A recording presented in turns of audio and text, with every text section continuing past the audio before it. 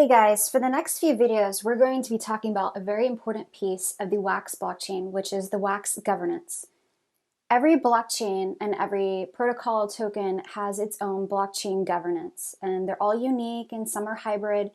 But with Wax, we actually elect inspector generals, there's 3 of them, to come to a consensus on a point system to help guide the voting for the guilds. In these next 3 videos, we're going to be interviewing the candidates for Inspector General.